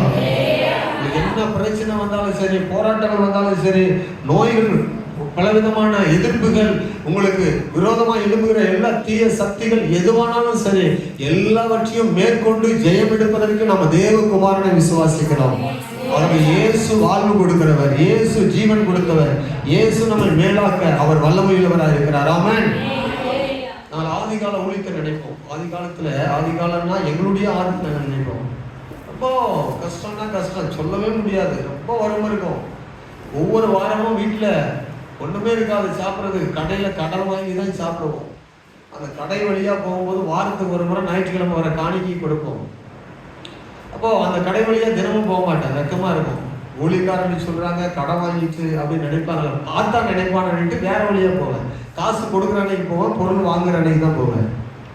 அப்படி கடினமான சூழ்நிலையில் போகணும். அந்த நாட்களில் ஒவ்வொரு நாளும் ஆண்டவர் ஆச்சரியமாக நடத்துவார். ஜெபம் பண்ணிட்டு இருப்போம், ஒரு ஆள் ஒரு காணிக்கை கொண்டு வந்து கொடுப்பாங்க. ஜெபம் பண்ணிட்டு இருப்போம், ஒரு ஆள் ஒரு பொருளை கொண்டு வந்து கொடுப்பாங்க. ஜெபம் பண்ணிட்டு இருப்போம், ஒரு ஆள் அரிசி கொண்டு வந்து கொடுக்கும். ஜெபம் பண்ணிட்டு இருப்போம், சாப்பாட்டு கொண்டு இல்லைன்னு ஒரு ஆள் கிழங்கு கொண்டு வந்து கொடுக்கும். ஜெபம் பண்ணிட்டு இருப்போம், சாம்பாருக்கு குழம்பு கொண்டு இல்லைன்னு ஒரு தேங்காய் ஒரு ஆள் கொண்டு. ரொம்ப அதிசயமா ஆச்சரியமா பயங்கர பிரேக்கெல்லாம் இருக்கும். வாழ்க்கையே நினைச்சாலே ரொம்ப சந்தோஷமா இருக்கும். பயங்கர கஷ்டம், ஆனா நடத்துற விதங்களை பார்த்தா பயங்கர மகிழ்ச்சி வாழ்க்கையில காணப்படும். அல்லேலூயா சொல்லுங்களேன். நான் அடிக்கடி நினைப்பேன், ஆண்டவரே எங்க ஊழிய ஆரம்ப நாட்கள் எங்களை நடத்துற விதங்கள் எவ்வளவு ஆச்சரியமா இருக்குது அப்படின்னு. இப்போ ஏன் ஆண்டவரே செய்ய மாட்டேன்? இப்போ உனக்கு அதே மாதிரி வருமா வரட்டும், நான் செய்வேன். என்ன ஆண்டவரே வருமா வந்து செய்வீரா? பார்த்தீங்கன்னா பாஸ்டர் சொல்றாங்க 2 நாள் எங்களுக்கு உண்மையாகவே அப்படி ஆகிப்போச்சு. 2 நாள் பார்த்தீங்கன்னா சாம்பாருக்கு எண்ணெயே வாங்க முடியல. 2 நாள் அது வெளியும் சொல்ல முடியல. ஒரு பழைய எண்ணெய் ஊற்றுனாங்க, அது வாயிலே வைக்க முடியல, சாப்பிடவே முடியல. பழைய எண்ணெய் ஒரு கசல் அடிக்கிற எண்ணெய். அப்போ பார்த்தீங்கன்னா நானும் ஜோம் பண்ணுறேன். ரொம்ப ஆச்சரியம். ஆண்டவரே இன்றைக்கு எண்ணெய் வாங்கி ஆகணும். இன்றைக்கு எண்ணெய் வாங்கணும்னா நீ மண்ணெண்ணெய் தான் ஊற்றணும், வேற மண்ணெண்ணெயும் கிடையாது. அப்போ நான் ஜோம் பண்ணிட்டு இன்னைக்கு வந்து சாமியல் ஐயா கிட்ட கடனை வாங்குறது அவர் எதை சொல்லுவார் அப்படின்னு நினைச்சிட்டு வரும்போது நான் விட்டு வெளியே வர என்னுடைய ஏடிஎம்ல 500 ரூபாய் யாரும் கடையை போட்டுருந்தாங்க என்னுடைய அக்கௌண்ட்ல. அல்லேலூயா சொல்லுங்களேன். அந்த 500 ரூபாய் பார்த்துட்டு ஒண்டர்ஃபுல் பிறகு அது என்னது, நீ அப்போ நடத்துற மாதிரி இப்போ ஆண்டவரை நடத்த மாட்டேன்னு சொன்னல, அதுக்கு நீ கீழே போய் பாரு உன்னை நான் நடத்துனா இல்லையா. நேற்று திருவிருந்து இதெல்லாம் ரெடி பண்ணணுமா, அங்கே கடைக்கு போனால் நான் வந்து பால் பண்ணி கொடுத்து தான் போன வாரம் திருவிருந்துக்கு பாத்திரம் சொன்னேன். அவர் எல்லாத்தையும் ஒரு 500 ரூபா கொடுத்து வாங்கிட்டு வந்தார். நான் போனால் ஒரு 560 ரூபாய் வாங்கினேன்னா அது தலையில்லை காலு இல்லை, அப்படி தான் இருக்குது. ஒரு 1200 ரூபா அதனால என்கிட்ட 1000 ரூபா இருந்துச்சு அக்கௌண்ட்டில், 1200 ரூபா இருந்துச்சு. அதுக்கு மேலே 20 ரூபா தான் இருக்குது. அப்போ நான் சொன்னேன், இந்த பாத்திரத்தை கொடுத்துறையா, 1500 ரூபா இருக்குது, நான் கொடுத்துட்றேன், வேற சில திங்ஸ் எடுத்து. அவர் என்னை பார்த்து இதை வச்சுக்காங்கன்னா அவர் பாஸ் கொண்டு போங்க, அக்கௌண்ட்டில் போடுங்க, பிறகு ஜிபே பண்ணுங்கன்னாரு. 390 ரூபா பிறகு கொடுக்குறேன்ட்டு இருக்குது 1100 ரூபாயா அக்கௌண்ட்டில் தான் அப்படியே போட்டேன். 42 ரூபா பேலன்ஸ். இப்போ நைட்டு வந்து பெட்ரோல் போடணும் வண்டிக்கு பார்த்தோன்னா 50 என்னது அந்த என்னது 5 ரூபா 2 ரூபாலாம் பெருக்கி 50 ரூபாய்க்கு பெட்ரோல் போட்டேன். இங்கே வந்துட்டு போயிடலாம் நைட்டுக்கு. அல்லேலூயா. இப்போ திருவிழத்துக்கு பழமும் என்ன செய்யணும், மாவு வாங்கணும், என்ன செய்யறது அப்படின்னு யோசிச்சுட்டே இருக்கிறேன். திடீர்னு பார்த்தீங்கன்னா அக்கௌண்ட்டில் ஒரு 1000 ரூபா வந்து விழுது. என்ன மிரட்டல். ஆண்டவர் சொன்னாரு, உனக்கு அப்படி வரும்போது உன்னை நான் அப்படி நடத்துவேன். அல்லேலூயா. ஆச்சரியப்பட வைத்தது உண்மையாகவே. இவங்க கிட்ட நான் சொல்லலை, எனக்கு போனவங்க யார் இடத்துல கேட்கல. ஆமாம், இதை வந்து நம்ம சொல்ல முடியாது யார் இடத்துல. இப்போ ஆண்டவர் நடத்துகிற விதங்கள் ஆண்டவர் வந்து எலியாவை எப்படி நடத்தினாரோ அதே மாதிரி இன்றைக்கு உங்களை என்னை நடத்த முடியும் என்பதற்கு அவர் ஜீவனுள்ளவரா என்பதற்கு இதெல்லாம் சாட்சி. என்ன சொல்லணும்னா, என்னுடைய கஷ்டத்தை உங்களுக்கு சொல்லல, என் தேவனை நான் நிறைவா வச்சிருக்கிறாரு. ஒரு 4 பேராவது வந்தாலும் 4 பேருக்கு சாப்பாடு கொடுக்குற அளவுக்கு என் வீட்டை ஆசீர்வதிச்சு வச்சிருக்கிறாரு. 10 பேர் வந்தாலும் தங்குற அளவுக்கு வீட்டை கொடுத்துருக்கிறாரு. அல்லேலூயா சொல்லுங்களேன். ஆண்டவர் எங்களை ஆசீர்வாதமா வச்சிருக்கிறாரு. சில இடத்துல சில நீட்ஸ் வந்து ரொம்ப டிஃபிகல்ட்டா இருக்கும். அதை பற்றி கவலைப்படுறதில்லை, ரொம்ப கஷ்டமாக இருக்கும். சில நேரத்தில் அதை பற்றி யோசிக்கிறதே கிடையாது. எங்களுக்கு இப்போ அடிக்கடி அகஸ்டின் ஜெபகுமார் தான் சொல்லுவார், எனக்கு அது ரொம்ப வைராக்கியமாக இருக்கும். சொல்லுவார், எங்கள் வீட்டில் உள்ள அக்கௌண்ட்டில் உள்ள எல்லா பாஸ்புக்கும் வந்து எடுத்து பாருங்கள், என் பீரோவை திறந்து விட்ற நீங்கள் எல்லாரும் வந்து எடுத்து பாருங்கள், என்னுடைய பாஸ்புக்கு எத்தனை எடுத்து பாருங்கள், என் பீரோவை திறந்து பாருங்கள் எங்கேயோ பணம் இருக்கான்னு, என் பெட்டு கடையில் செக் பண்ணுங்கள். அந்த அவர் இவரெல்லாம் வைக்கிறாங்களா, அது மாதிரி எதாவது வச்சுருக்காங்க? ஒன்றுமே கிடையாது. பாருங்க, கர்த்தர் ஊழியத்தை நடத்துறாரு. அல்லேலூயா சொல்லுங்க. அப்போ நீங்க வந்து பாருங்க, எங்க வீட்டுல ஒரே ஒரு புக்கு தான் இருக்குது. பாஸ்டமா புக்கு கேன்சல் பண்ணிட்டேன், பிரின்சி புக்கு வந்து பிளாக் ஆயிடுச்சு, சின்சி புக்கு வந்து கேன்சல் பண்ணி விட்டேன், சாம் புக்கு ஆள் இல்லாதனால கேன்சல் ஆகாம இருக்குது. ஒரே ஒரு அக்கௌண்ட் தான் இருக்குது. அந்த அக்கௌண்ட்ல 24 ரூபி பேலன்ஸ்ல இருக்கு. ஆனாலும் நான் மகிழ்ச்சியா இருக்கிறேன். அல்லேலூயா சொல்லுங்களேன். சத்தமா சொல்ல முடியுமா?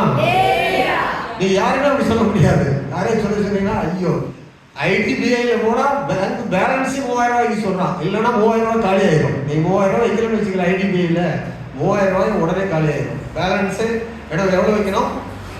3000 ரூபாய் மினிமம் பேலன்ஸ் இருக்கணும். ஆனால் நாங்கள் எங்களுக்கு பாருங்க 0 பேலன்ஸில் ஓடுது. என்ன சொல்ல வரேன்னா, தேவன் வந்து நம்மை நடத்துவதற்கு நாம் முதலாவது இடத்தை தேவனுக்கு கொடுக்கிறோமா, தேவனுக்கு பிரியமா இருக்கிறோமா? அல்லேலூயா. ஏதோ சில காரியங்களை சொல்லி பிரமித்து கொண்டு போவதல்ல. கிறிஸ்துவ வாழ்க்கை வாழும்போது ஒரு எக்ஸ்பீரியன்ஸா நம்ம வாழ்க்கையில நடந்து அதை காட்டணும். தேவனுக்கு பிரியமா நம்ம இருக்கணும். அல்லேலூயா. பொருளாதாரத்தை சார்ந்ததல்ல கிறிஸ்துவ வாழ்க்கை. நல்லா கவனிங்க. இன்றைக்கு பெரிய பணக்காரனா இருப்பான், ஒரு 10 நிமிஷத்துல அவன் வந்து அனாதையாயிருவான். ஆமென். வயநாட்டில் உள்ளவங்களாம் பெரிய பெரிய பெரிய வீடுகள், பெரிய பெரிய வசதி உள்ளவர்கள். சில நிமிடங்களில் 3 நிமிஷம் தான் மொத்த சொத்துமே போயிடுச்சு. எத்தனையோ கோடி உள்ள வீட்டை கட்டி ஆஸ்திகளை வைத்திருந்தவன் அப்படியே அவன் என்ன செய்தான், பிச்சைக்காரனாக மாறி போயிட்டான். போடுறது கூட துணி கிடையாதையா, மழையில சேற்றில் என்ன செய்தது, எல்லாமே நனைஞ்சி கழட்டி போட்டுட்டு துணி கூட இல்லைன்னு சொல்றான் ஒரு மனிதன். ஆமென். அல்லேலூயா சொல்லுங்களேன். நம்ம சிந்தை, நம்முடைய ஓட்டம், நம்முடைய நினைவுகள், நம்ம எண்ணங்கள் தேவனுக்கு பிரியமா இருந்தா அவன் நம்மை நடத்துவார். 2 வசனம் வாசிக்க நம்ம ஜெபம் பண்ண போகிறோம். வேதத்துல வாசிக்கும் போது என்னாகும் புஸ்தகம் 14:8 வாசிக்கிறோம். 14:8, உபாகம் 33:12 வாசிக்கும் போது வேகமா வாசிக்க. என்னாகும் 14, கர்த்தர் நம்மேல் பிரியமா இருந்தார்,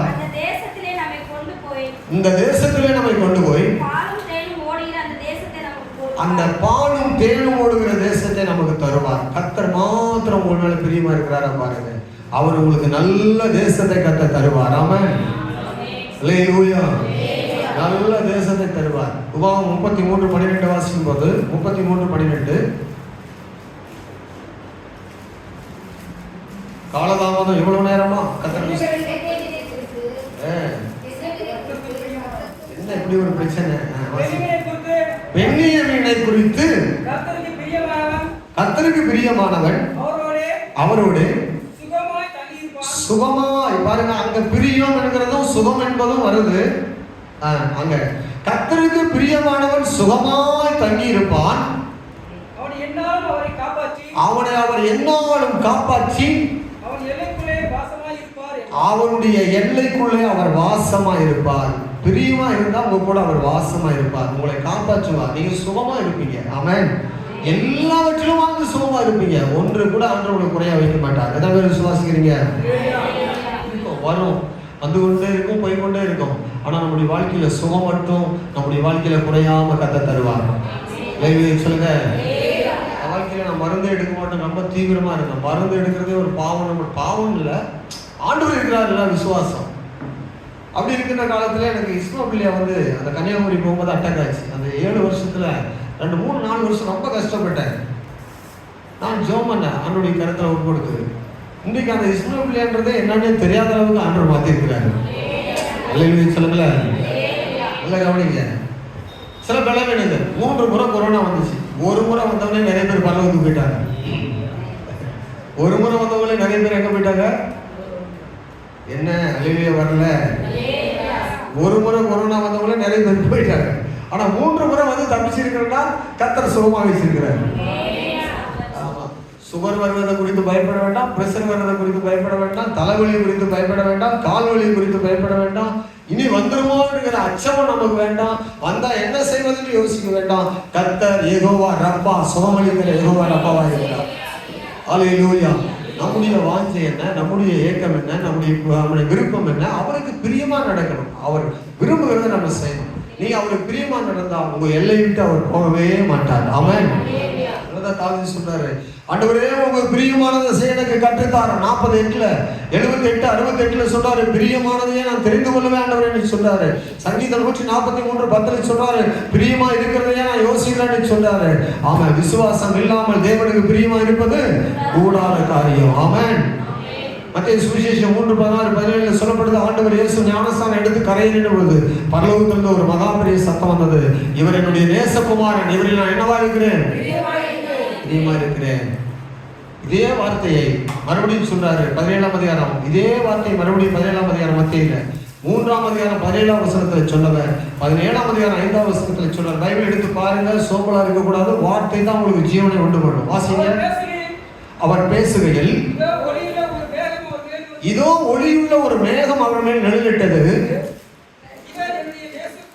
இவர் என்னுடைய நேசகுமாரன், இவரில் பிரியமா இருக்கிறேன், இவருக்கு செவி கொடுங்கள் என்று அந்த மேகத்திலிருந்து ஒரு பலமான இடி முழக்கம் போல ஒரு சத்தம் உண்டாச்சு. ஆமென். இந்த சத்தம் எப்போ உண்டாச்சு? 3 வருஷத்துக்கு முன்னாடி இயேசு கிறிஸ்து ஞானஸ்நானம் எடுக்கும்போது, ஞானஸ்நானம் எடுத்து கரையேறின போது அவர் சொன்னாரு, அப்போ ஞானஸ்நானம் எடுக்கின்ற போது பரலோகம் நமக்கு திறக்கப்படுது. அவர் சொல்றாரு, இவர் என்னுடைய நேசகுமாரன், இவரில் பிரியமா இருக்கிறேங்கிற ஒரு சத்தம். அது கமெண்ட் பண்ற வார்த்தை, நம்ம வாசிக்கிற மாதிரி வார்த்தை கிடையாது. அது கமெண்ட் பண்ற ஒரு வார்த்தை. இவர் என்னுடைய நேசகுமாரன், இவரில் நான் பிரியமா இருக்கிறேன் அப்படிங்கிற ஒரு சத்தம். அது இந்த சத்தம் மறுபடியும் வருது 3 வருஷம் கழித்து. ஊழியத்துல பல பிரச்சனை, பல பாடு, பல அற்புதம், பல மேன்மை, பல தாட்சி, பல அவமானம், பல நிந்தை, பல புகழ்ச்சி எல்லாம் வந்து உருண்டோடிய காலங்கள் 3 வருஷம் கழிச்சு ஆண்டவர் இயேசுவை பார்த்து மறுபடியும் பரலோக பிதாவானவர் சொன்னாரு, இதே வார்த்தை சொன்னாரு. அன்றைக்கு எப்படி தேவனுக்கு பிரியமா இருந்தாலும் அதே மாதிரி இன்றைக்கு பிரியமா இருக்கிறார். ஆமென். சில பிள்ளைங்க பாருங்க, கவனிங்க, ஆரம்ப காலத்துல நல்ல விசுவாசிகள் வளருவாங்க. ஒரு 5 வருஷம் 6 வருஷம் 10 வருஷம் நல்லா விசுவாசத்தில் வளருவாங்க. ஒரு 15-16 வருஷம் ஆனோடனே கொஞ்சம் கற்றுக்கொண்டு வளர்ந்து வந்த உடனே அவங்க மைண்டெல்லாம் டைவெர்ட் ஆகும். ஒரு வாலிப பிள்ளைங்க வளர்றாங்க பாருங்க. நான் எனக்கெல்லாம் தெரியல, நீ என்ன சொன்னதை இரு, நான் சொன்னதை நீ கேளு. இப்போ 6-7 படிக்கிற பிள்ளைங்க என்ன சொல்லுது? நான் சொன்னதை நீ கேளு, உனக்கு என்ன தெரியும்? அப்படி இல்லை. பிதாவுக்கு பிரியமானவன் எப்போதும் ஒரே மாதிரி இருப்பான். அல்லேலூயா சொல்லுங்களேன். எஸ்தரை பற்றி சொல்லப்படுது, மொர்தெகாய் தன் சிறு பிள்ளையா இருக்கும்போது எஸ்தரை எப்படி வளர்த்தெடுத்தானோ, சிறு பிள்ளையா இருக்கும்போது தகப்பனுடைய பேச்சை, மொர்தெகாயுடைய பேச்சை கேட்டு நடந்தாலோ, அது போலவே சிங்காசனத்துல போய் ராஜாத்தியா பிரின்ஸா உட்கார்ந்த போது கூட அங்கே சொல்லப்படுது, அவள் இப்போதும் மொர்தெகாயுடைய சொற்கேட்டு நடந்தாள். சொல்லுங்க. எனக்கு நிறைய வயதா இருக்கலாம், நிறைய வருஷங்கள் விசுவாசியா இருக்கலாம், நிறைய அனுபவங்கள் இருக்கலாம், ஆனால் நான் கர்த்தருடைய ஊழியத்துல பிரியமா இருக்கிறேன்னா, உங்களை பார்த்து நான் ஒரு கேள்வி கேட்கிறேன். கர்த்தர் நம்ம இந்த இடத்துல வச்சிருக்கிறாரு. இப்போ ஆண்டவருக்கு நீங்க எத்தனை பேர் பிரியமா இருக்கிறீங்க என்பதை நீங்கள் உங்களால சொல்ல முடியும். ஒரு 70% நான் கர்த்தருக்கு பிரியமா இருக்கிறேன் சொல்லக்கூடிய கையை வைத்து ஒரு அலையில சொல்லுங்க பார்ப்போம். இப்படி கேள்வி கேட்பீங்க, இது மட்டும்தான் எங்களுக்கு பிடிக்காது, நீங்க என்ன வேணாலும் பண்ணுங்க, ஞாயிற்றுக்கிழமை பிரசங்கம் பண்ணுங்க, கேட்போம். ஆனால் இப்படிதான் கேள்வி கேட்கக்கூடாது. நான் 70% மட்டும் ஆண்டவருக்கு பிரியமா இருக்கிறேன், அதுக்கு மேல என்னால முடியல அப்படி சொல்லக்கூடியவங்க மட்டும் கையில தலையில சொல்லுவோம். கையை விழுந்ததுக்காக ஆண்டவருக்கு ஸ்தோத்திரம் உண்டாகட்டும். உங்களை கையை பார்த்ததுக்காக பிரியமா வாழ பிரயாசப்படுறாங்க, அதுக்காக ஆண்டவருக்கு ஸ்தோத்திரம். சரி, எத்தனை பேர் பிரியமா வாழணும்னு என்ன அந்த விருப்பம் உண்டாகுது உங்களுக்குள்ள? இந்த பிரசங்கத்தை கேட்கும்போது எத்தனை பேர் விரும்புறீங்க?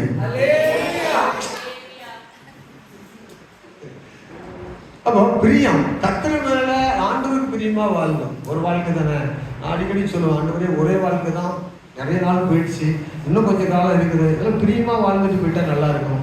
அப்படின்னு சொல்லி அடிக்கடி ஜெபம் பண்ணுவோம். அதுபோல நம்முடைய வாழ்க்கையில தேவனுக்கு பிரியமா வாழ நீங்க நினைச்சீங்கன்னா ஆண்டவருடைய எல்லைக்குள்ளே நீங்க இருப்பீங்க, ஆலயத்துக்குள்ளே இருப்பீங்க, நல்லா ஜெபம் பண்ணுவீங்க. ஆலயத்துக்குள்ளதான் சாப்பிட வேண்டாமா? எல்லாமே செய்யலாம், சாப்பிடலாம். உங்களுக்கு அதை விட நல்ல உணவு கிடைக்கும், நல்ல ஆரோக்கியம் கிடைக்கும், நல்ல சமாதானம் கிடைக்கும், மேன்மையா இருப்பீர்கள். ஆமென்.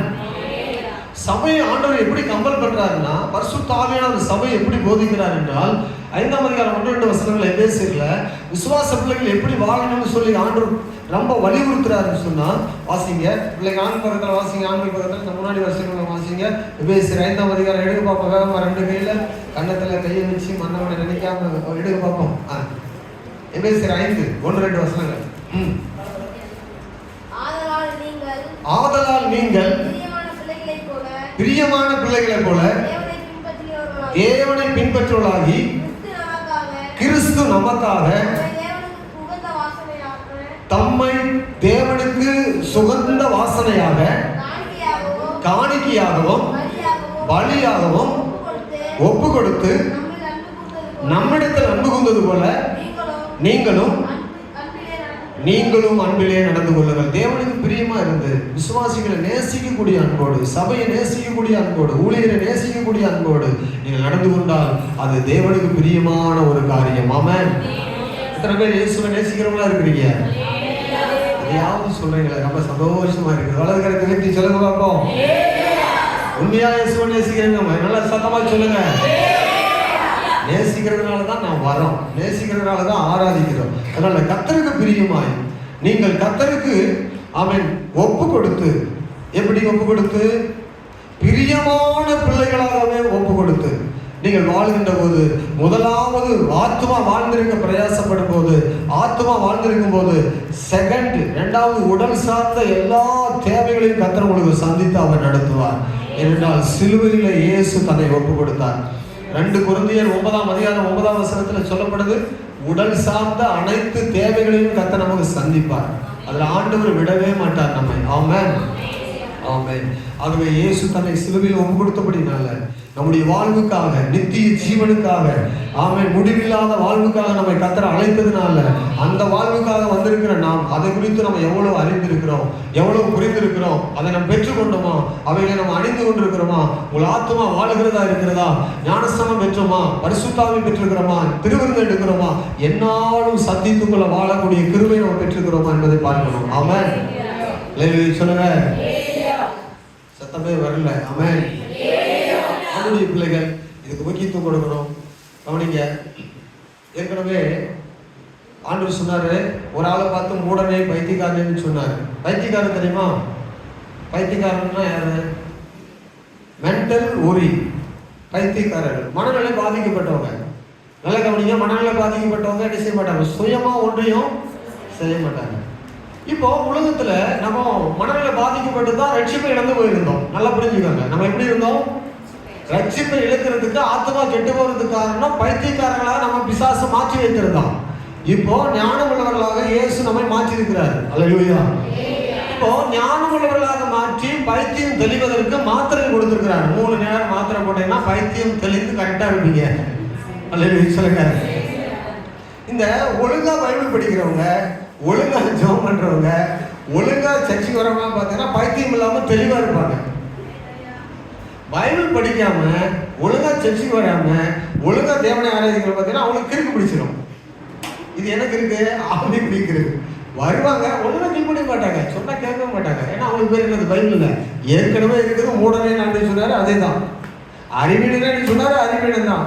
முட்டாள் சொன்னாரு, முட்டாள் தான். சிலது மாத்திரை ஒழுங்கா எடுக்காது. டாக்டர் சொல்ற மாதிரி மருத்துவம் செய்தால் தான் ஒழுங்கான மனநிலையோடு இருக்க முடியும். பரம வைத்தியர் சொல்றாரு, ஒழுங்கா வேதத்தை வாசித்து நல்ல ஆலயத்துக்கு வந்து ஜெபம் பண்ணா தான் மனநிலை சரியா ஆத்மா இருக்கும். இல்லைன்னா ஆத்மா கிறுக்கு பிடிச்சிருச்சே, ரொம்ப கஷ்டம். தோத்துறான். அல்லேலூயா. சொல்லுங்க. நிறைய பேர் ஆத்மாவில கிறுக்கு பிடிச்சிட்டு ஒழுங்கா மாத்திரை போடுறதில்லை. ஒரு பையன் நல்லா தான் மாத்திரை போட்டுருந்தான், நல்லா தூங்கினா, அம்மா அப்பாவெல்லாம் அப்பா அம்மா நல்லா ஒழுங்கா கூப்பிட்டா, மனைவி பிள்ளைகள் எல்லாம் ஒழுங்கா பேசிட்டு தான். 3 நேரம் மாத்திரைக்கு 1 நேரம் குறைச்சா தூக்கம் போயிடுச்சு. அடுத்தது அம்மாவை வைய ஆரம்பிச்சிட்டான், திட்ட ஆரம்பிச்சிட்டான். அவளை இவ்வளவு பயங்கரமா. அப்போ 1 நேரம் மாத்திரைக்கே கிறுக்கு இவ்வளவு உண்டாச்சுன்னா இன்னும் 3 நேரம் விட்டா என்ன ஆகும்? அவங்க கேட்குறாங்க, டாக்டர் உனக்கு சொன்னாரா 1 நேரம் மாத்திரை விட சொல்லு அப்படின்னா? கேட்டா சொல்றான், அவர் சொல்லல, நானே விட்டேன். பாஸ்டர் சொல்ற மாதிரி நடக்கணும். உங்க இஷ்டத்துக்கு நடக்குதுன்னா கிறுக்கு தான் முடிச்சுட்டு அழகீங்க. கத்திர ஸ்தோத்திரம். நல்லா கவனிங்க. அப்படின்னு சொல்றேன்னா ஆவிக்குரிய காரியங்களை சொல்றேன். 3 நேரம் குறைந்தது பைபிள் படிச்சா நல்லா மாத்திரை போட்டு ஒழுங்கா மனநிலை இருக்குன்னு அர்த்தம். ஆமென். ஒழுங்கா நேரத்துக்கு போய் டாக்டர்கிட்ட காட்டி செக் பண்ணணும். ஸ்தோத்திரம். சரியான நேரத்துக்கு சபைக்கு வரணும். நீங்க பாட்டு என்ன செய்யக்கூடாது. ஒரு நாளைக்கு வந்துட்டு 9 நாளைக்கு அழைச்சிட்டு வச்சுக்கல. ஆத்மா கயா ஸ்தோத்திரம், மர்கயா ஸ்தோத்திரம். ஆத்மா மர்கயானா இங்க வந்து நோ யூஸ். ஆத்மா மர்கயாச்சு இங்க வந்து நோ யூஸ். ஒண்ணுமே ஆராதனை பண்ணி ஒன்றும் பிரயோஜனம் இல்லை. கையை தட்டி பிரயோஜனம் இல்லை, பாட்டு பாடி பிரயோஜனம் இல்லை. அப்புறம் பாஸ்டர் காணி கொடுத்தவன் ஒருத்தர் சொன்னாரு, என்னை பைபிள் படிக்கனே பாஸ்டர் சொல்ல மாட்டாரு அப்படின்னு சொன்னாராம். கர்த்தருக்கு ஸ்தோத்திரம். என்னை பாஸ்டர் பைபிள் படிக்கனே சொல்ல மாட்டாரு அப்படின்னு சொன்னாராம். நான் ஒரு நாளைக்கு 100க்கு 30 முறை சொல்லுவேன், பைபிள் படிங்க. என்ன படிங்க?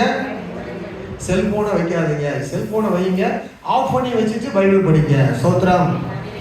சத்தமா சொல்லுங்க அல்லேலூயா. நிறைய பேருக்குள்ள செல்போன்ல பிசாசு திருப்பிட்டுருவான். அவன் எங்க திருப்பலான்னு ஐடியாவோட இருக்கான்ல, எங்கேயாவது திருப்பிட்டுருவான் திருக்குத்தனமா. அது அங்கே போயிடுச்சுன்னா வராது. ஆவிக்குரிய திருக்கு பிடிச்சிருச்சு, திருத்துறது ரொம்ப கஷ்டம். அதனால ஆணுடைய பிள்ளைகள் சரியா வேதத்தை வாசிக்கலாம். ஆணுடைய பிள்ளைகள் சரியா ஆராதனைக்கு வருவோம், சரியா தேவனை தேடுவோம், கீழ்ப்படிந்திருப்போம். கர்த்தர் உங்களை மேன்மையாய் வைப்பார். இயேசு உங்களை வந்து கெட்டு போக விடவே மாட்டார். கெட்டு போனதை ரட்சிக்க வந்தவர் நம்முடைய ஆண்டவர். அவரை நம்புகிற ஒருவரை என்ன செய்ய விட மாட்டார், கெட்டு போக விடவே மாட்டார். உலகால் படிடுவோம், இயேசுக்கு நம்ம அர்ப்பணிப்போம். கர்த்தர் நிச்சயமாகவே உங்களோடு கூட இருந்து உங்களை நடத்துவாராக. தேவ கிருபை மாறாது இருப்பதாக. அல்லேலூயா. வசனம் சொல்லுகிறது, பிரியமானவனே உன் ஆத்மா வாழ்வது போல எல்லாவற்றிலும் வாழ்ந்து சுகமாக இருக்கும்படி வேண்டுகிறேன்னு சொன்னாரு. ஆமென். ஸ்தோத்திரம் ஸ்தோத்திரம். எல்லாரும் வசனங்களுக்காக ஸ்தோத்திரம் பண்ணுவோம். நல் வார்த்தைகளுக்காக எல்லாரும் ஸ்தோத்திரம் பண்ணுவோம். தேவன் தந்த நல்ல ஆராதனைக்காக ஸ்தோத்திரம் பண்ணுவோம். ஆத்தும மீட்பு அருமையானது. ஒரு